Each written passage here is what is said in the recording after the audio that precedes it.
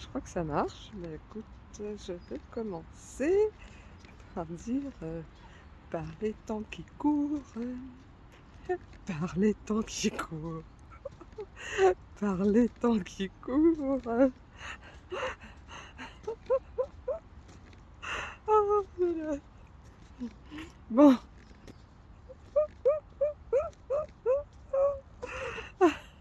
je peux pas m'empêcher de rire.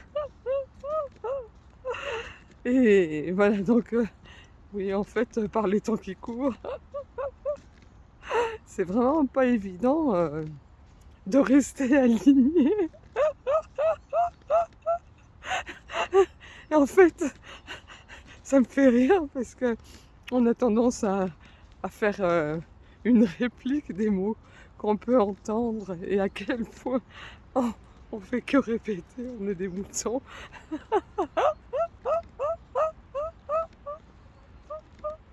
Mais est-ce qu'on a vraiment conscience des mots qu'on emploie, de leur sens, leur signification? Parce que ça m'a fait rire ce terme quand on disait oui, il faut que tu te recentres, il faut te recentrer.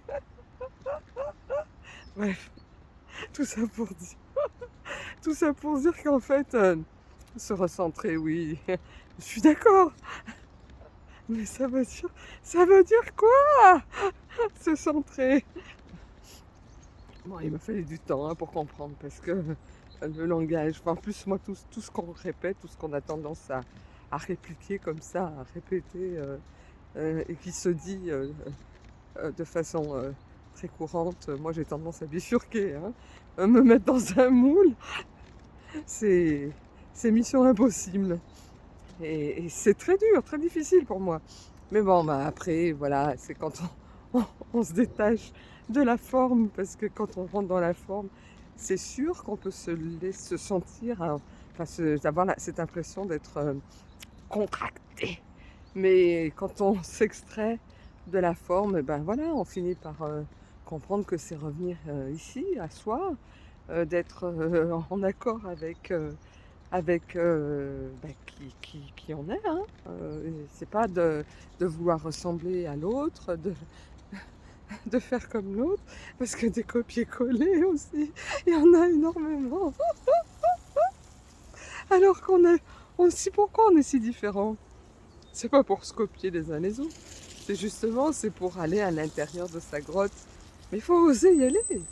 Il faut y aller à l'intérieur de cette grotte-là, parce que c'est dans les profondeurs qu'on arrive à épuiser toute, toutes les réponses. Oh, si vous saviez toutes ces capacités qu'on peut avoir quand je parlais la dernière fois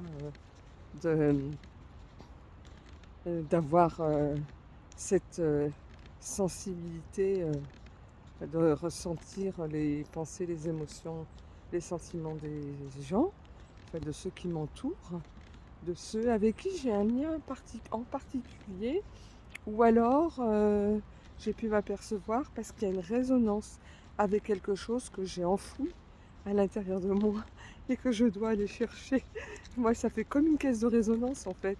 Donc quand on se rend compte bah, que c'est là, pas pour nous contraindre à quoi que ce soit, c'est vraiment là pour qu'on comprenne comment nous fonctionnons et différencier ce qui nous appartient de ce qui ne nous appartient pas. Donc il y a vraiment une richesse qui est quand même incroyable et qui fait que si on est à l'écoute de ces ressentis, on développe des capacités extrasensorielles qui, qui, qui viennent nous orienter sur notre chemin de vie. C'est vraiment, voilà, il y a vraiment quelque chose euh, où si on a cette observation euh, à l'intérieur de nous, parce que pour ressentir, il faut être présent dans son corps. C'est voilà, c'est vraiment hyper important et c'est hyper puissant en plus. Donc j'ai pu bah, récemment encore avec mon autre fils Non mais c'est incroyable. C'est que j'étais complètement déstabilisée cette fois-ci parce que là c'était tellement fort. Et mon autre fils, alors lui, il a un mental d'acier, hein. Il entretient vraiment ses émotions bien plus que mon aîné, alors qu'il a une sensibilité qui n'est pas différente de la mienne. Mais j'ai dû absorber ses émotions à lui pour pouvoir lui permettre bah, de les évacuer. Mais c'est passé par en fait euh, une... je vous le dis comment je l'ai vécu, hein, une décharge d'amour que j'ai pu libérer pour ce fils-là, pour mon deuxième fils. Et comme j'ai libéré cette charge d'amour, mais c'est d'une puissance incroyable, que j'ai pu ensuite absorber sa souffrance. Vraiment, je l'ai absorbé, ça n'a pas duré longtemps, mais c'était très très très très intense. Et quand j'ai pu comprendre que ça ne m'appartenait pas, que c'était la sienne, et ben, je me suis laissée vraiment traverser par ça pour pouvoir, moi, l'exprimer à sa place, parce qu'il n'était pas en mesure de le faire. Et j'ai pu constater le lendemain, parce que ce qui m'a aidée, parce que le tout, c'est pas de retenir soi cette traversée émotionnelle qu'on absorbe et qui ne nous appartient pas, parce que si on comprend pas comment ça fonctionne, et ben du coup on peut en garder les stigmates, et en plus des nôtres, hein, puisque ça vient toujours en correspondance. Mais c'est pas le tout, c'est pas de se surcharger, c'est au contraire d'évacuer. Donc quand on se permet de vivre ces émotions-là, de les absorber, même si elles ne nous appartiennent pas. Après, on peut distinguer ce qui est à nous de ce qui ne l'est pas. Mais en tout cas, vous faites double travail, c'est que vous déchargez, bon, dans un premier temps, vous absorbez, et ensuite, il y a une libération émotionnelle qui se fait de naturel, spontané, qu'il ne faut surtout pas retenir. Il faut laisser ces émotions se libérer d'elles-mêmes. Et quand ces émotions se libèrent d'elles-mêmes, vous vous sentez vidé après, mais tellement léger. C'est vraiment incroyable. C'est incroyable, c'est pas incroyable pour quelqu'un qui ne vit pas ce processus-là. Mais en fait, voilà, c'est vraiment quand on revient à soi, et d'où le mot, le terme recentré, qui m'a toujours fait, pas, qui m'a pas toujours fait rire, hein, mais alors là, aujourd'hui, j'en comprends beaucoup plus la signification. Mais il faut s'extraire de la forme, parce que si on reste dans la forme, en fait, c'est comme si on s'enfermait soi-même.